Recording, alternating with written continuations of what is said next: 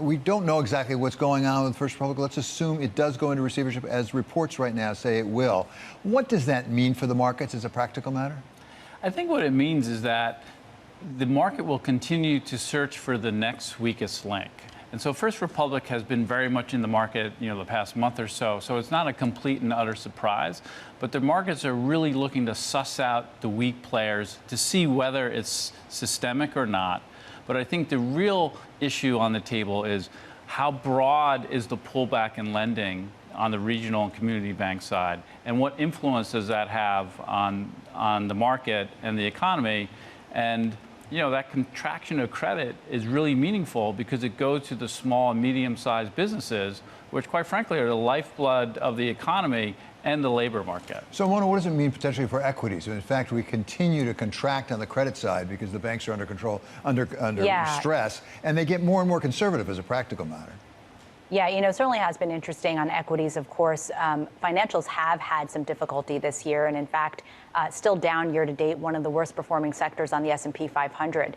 And part of that, of course, is the banking turmoil we've seen over the last month. And now with First Republic coming back to the forefront, really the question, to Greg's point, is there another shoe to drop after First Republic? And market uncertainty, of course, is never welcome by investors. But what we would say is, one, the bank tightening of credit, and that actually had started even prior to the March turmoil.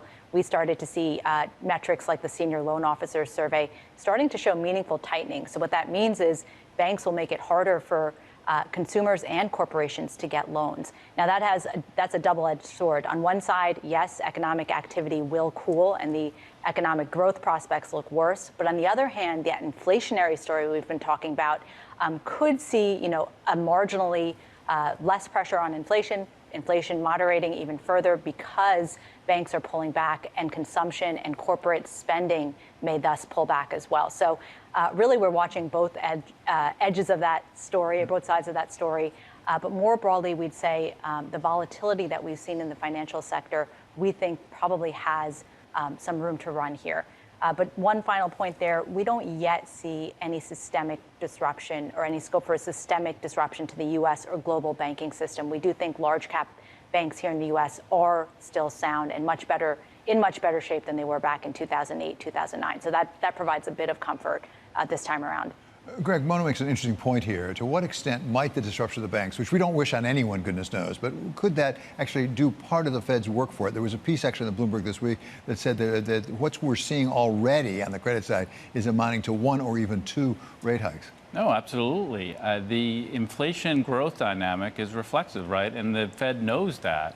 And so if you hit growth hard enough, if you just take it to extremists, if you really hit growth hard, inflation will follow lower, right? So the stagflation fears, I think, are a little overblown. I mean, we do have a 15% probability of it, but ultimately, if you really hurt the economy or the economy really starts to roll over, inflation will likely follow. Thus far, Mona, I think the consumer has really carried us through here. What do you see in the consumer, and can they keep doing it? Yeah, it's a great point. And really, the resilience of the consumer has been remarkable through a few very tough quarters. And in fact, the GDP print we got this quarter for the first quarter of 2023 showed the same trend. Yes, GDP growth was at 1.1%, but consumption and personal consumption, 3.7%. So still, above trend levels, the consumer is spending. What we've been hearing throughout earnings season, though, is that towards the end of the quarter, perhaps we did start to see a little bit of pullback in consumption. And in fact, we're facing an environment where yields are continuing to move higher. We are seeing a bit of volatility in the housing market. And of course, the all-important figure, which we'll get next Friday as well, that jobs number. Unemployment in the U.S. still at historically low levels, 3.5%, multi-decade lows.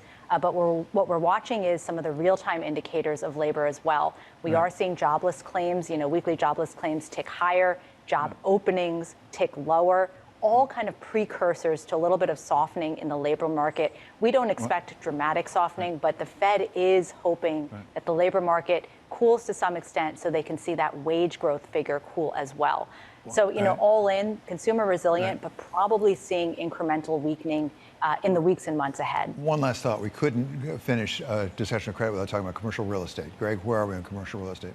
Well, I think we're in the early stages still. So, the work that we have looked at and evaluated is that we're in, we're calling it the fourth inning or the third inning still. So, this is a long tenured process. So I think we're very much in the first stages. The higher rate environment has pretty meaningful implications for commercial real estate, but actually most borrowers. So, this story has yet to unfold.